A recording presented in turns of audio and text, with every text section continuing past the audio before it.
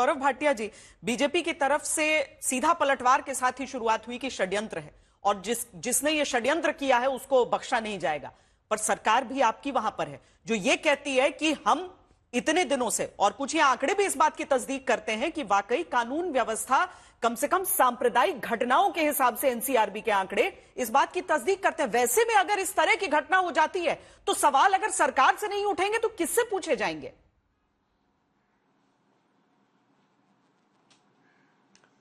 श्वेता जी, मैं तो आपकी बात से पूरी तरह सहमत हूं कि जवाबदेही अगर किसी की होगी तो वो सरकार की होगी, और भाजपा का राष्ट्रीय प्रवक्ता होने के नाते आपके समक्ष आया भी हूं। पहली जिम्मेदारी हमारी जो जनता है उत्तर प्रदेश की, उसके प्रति और दर्शकों के प्रति है। तो पहले मैं ये बता दूं, आपको याद होगा जब समाजवादी पार्टी की सरकार थी तो एक साल में 200 दंगे होते थे और मूक दर्शक बन के बैठे रहते थे अखिलेश यादव जो मुख्यमंत्री थे, और मैं उस पर आऊंगा। लेकिन क्या कार्रवाई हुई है और क्या सख्त बात बोली है मुख्यमंत्री जी ने, वो पहले मैं सारे दर्शकों के समक्ष रखना चाहूंगा। सबसे पहले 30 लोग हिरासत में लिए गए हैं। दूसरी बात है, मुख्यमंत्री जी ने बिल्कुल स्पष्ट कहा है कि जो माहौल बिगाड़ने का प्रयास करेगा उसको बख्शा नहीं जाएगा, और उनका ट्रैक रिकॉर्ड ये है कि अगर किसी ने कानून तोड़ने का प्रयास भी किया तो वो जेल के सलाखों के पीछे जाता है। तीसरी बड़ी बात है जो मुझे लाती है इस बात पे, षड्यंत्र पे, और जो विपक्षी दल हैं जिनकी एक बड़ी संवैधानिक जिम्मेदारी है, वो क्या कर रहे हैं। श्वेता जी ध्यान दीजिएगा, क्या ये सत्य नहीं है? अभी आपने समाजवादी पार्टी के प्रवक्ता का बाइट दिखाया, उन्होंने क्या कहा? उन्होंने कहा कुछ लोग मुसलमानों को डराते हैं और उसके बाद वो हिंसा करते हैं तो उनको आरोपी बनाया जाता है। हमने देखा, हिंदू मुस्लिम मैं नहीं करना चाहता हूं, लेकिन एफआईआर में जो नाम आए हैं वो सब मुसलमानों के हैं। अभी तो विवेचना चल रही है, क्लीन चिट कैसे दे रहे हैं सपा के प्रवक्ता, कैसे ये इल्जाम बहुसंख्यक हिंदू पे लगाते हैं जो शांतिपूर्वक मूर्ति विसर्जन करना चाहते हैं कि वो लोग भड़काते हैं मुसलमानों को। क्या ये उचित है? क्या ये न्याय संगत है? दूसरी बात आप याद करिए, अक्टूबर का बयान है, 1 अक्टूबर या 30 सितंबर का, महबूब अली का, और उन्होंने कहा था अब मुसलमानों की आबादी बढ़ रही है। ये सपा के पूर्व मंत्री रहे हैं। इन्होंने कहा था जब मुगल 800 साल राज करके नहीं रहे तो भाजपा क्या रहेगी। मुसलमानों की आबादी बढ़ रही है, इसका क्या संदर्भ है, आप क्या बताएंगे? मैं समझता हूं लोकतंत्र में शांति बना के हिंदू मुस्लिम सिख ईसाई सब एक साथ रहते हैं। तीसरी बड़ी बात है, ये कहां से आता है मैं आपको बताता हूं। विधानसभा उत्तर प्रदेश याद करिए, योगी आदित्यनाथ जी ने कहा था माफियाओं को मिट्टी में मिला दूंगा, और नेता प्रतिपक्ष अखिलेश यादव थे।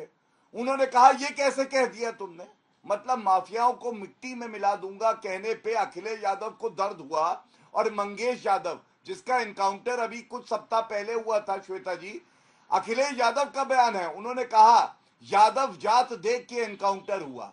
तो ये जो प्रोटेक्शन देता है, जिस तरह से आप बचाते हैं अपराधियों को, ये एक प्रवृत्ति है। इसीलिए समाजवादी पार्टी को गुंडा पार्टी मायावती ने कहा था। और मैं इतना ही कहूंगा, जाति और धर्म देख के नहीं, संविधान में जो लिखा है, कानून में जो लिखा है, उसको देखकर कार्य करते हैं योगी आदित्यनाथ जी। और हम सुनिश्चित करेंगे हमारा जो भाई मारा गया है उसके परिवार को इंसाफ मिले, और अगर कोई भी प्रताड़ित करता है हिंदुओं को, पत्थरबाजी करता है, तो कानून व्यवस्था किसी को अपने हाथ में लेने नहीं देंगे, जिसका प्रमाण आपने देखा। ठीक है, किसी भी पक्ष को कोई प्रताड़ित करे तो वहां पर, और बाकी आला अधिकारी भी वहीं पे हैं, और हम ये सुनिश्चित करेंगे शांति बहाल हो। ठीक है गौरव जी, हम शांति बहाल करने के लिए वहां पर पूरी पलटने पीएससी की 3-3 कंपनियां पहुंच गई हैं, बड़े बड़े अधिकारी पहुंच गए हैं, तो अब स्थिति वहां पर दिख रही है।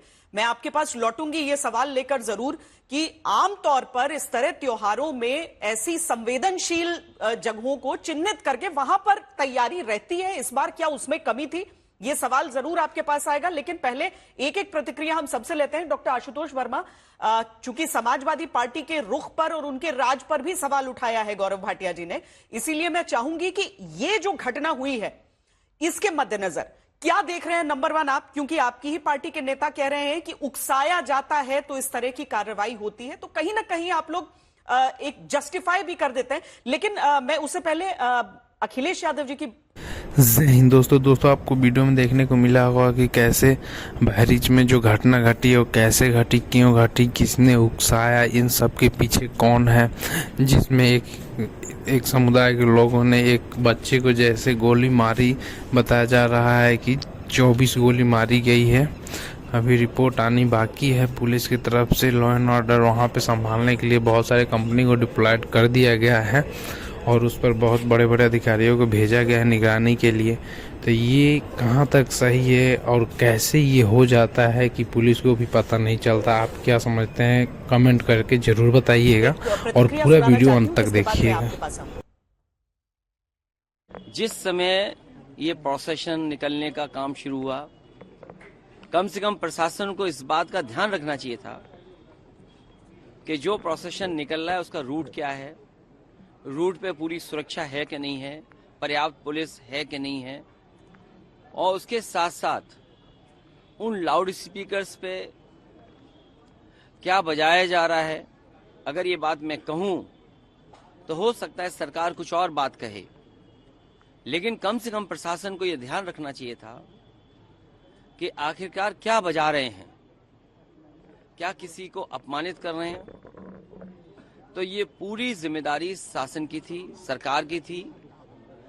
शासन की चूक की वजह से इतनी बड़ी घटना हुई और बहराइच या और जगह जो घटनाएं हो रही हैं उसकी जिम्मेदार अगर कोई है तो शासन है, प्रशासन है और इनकी बोर्ड की राजनीति है, जिसकी वजह से ये जानबूझ करके करा रहे हैं। कभी किसी के खिलाफ स्टेटमेंट दिलवा देना, कभी टीवी चैनलों पे झगड़ा करा देना, ये इनकी सोची समझी चाल है। मैं जनता से अपील करूंगा कि भारतीय जनता पार्टी की चाल समझिए। ये नफरत या झगड़ा करा के ही समाज को बांट करके अपने राजनीतिक लाभ लेना चाहते हैं। आशुतोष जी बताएं, एक नौजवान की जान गई है, एक लड़के की जान गई है, इसमें न जाने कितने लोगों पर कितना असर अभी होगा। अभी धीरे धीरे जब शांति लौटेगी उस इलाके में तब जाकर समझ में आएगा। आप अपनी बात रखिए। बेशक श्वेता जी, इससे ज्यादा दुखद कोई नहीं हो सकता कि एक नौजवान व्यक्ति हमारे देश का जिसकी हत्या हो गई है और राजनीति उस पर भी चल रही है। लेकिन एक बात आपके रिपोर्टर ने भी बोला और एक मैं भी बोलता हूं कि सही है कि यूपी में चुनाव है, शायद इसीलिए हम प्रदेशवासियों के बीच में तनाव है।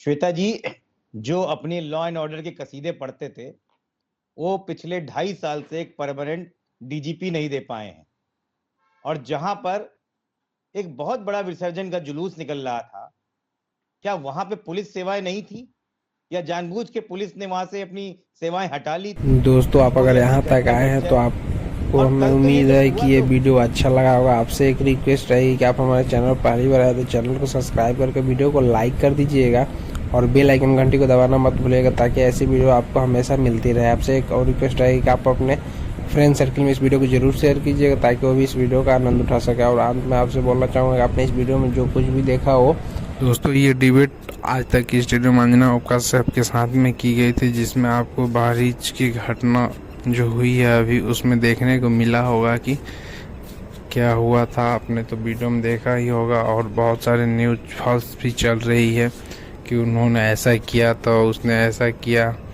तो लेकिन इसमें एक सच्चाई है कि बहुत सारे बेगुनाह भी मरते हैं, बेगुनाह को भुगतना पड़ता है। ये लोगों को समझ में नहीं आता। आपका क्या मानना है कमेंट सेक्शन में बताइएगा और ऐसी वीडियो देखते रहिए।